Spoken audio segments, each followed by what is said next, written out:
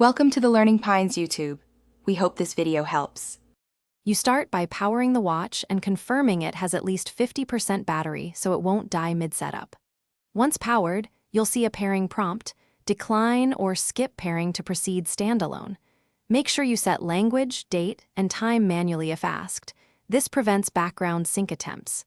If connectivity options appear, toggle airplane mode briefly and re-enable the specific radios you want, Bluetooth for accessories, or Wi-Fi for direct updates.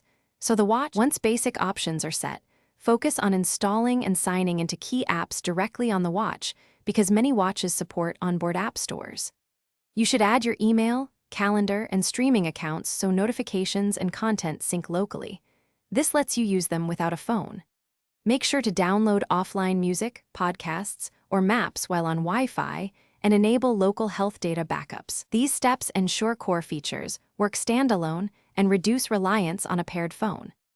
Finish by tailoring notifications, display timeout, and privacy options so the watch behaves predictably without a phone.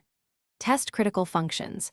Make a call if cellular is enabled, try contactless payments, and check GPS-based workouts to confirm location access. If something doesn't work, restart the watch and check for firmware updates. Make sure the watch firmware matches service requirements. If problems persist, reset network settings or perform a factory reset as a last resort. These steps usually resolve lingering pairing. Thanks for watching. Consider subscribing if we helped you.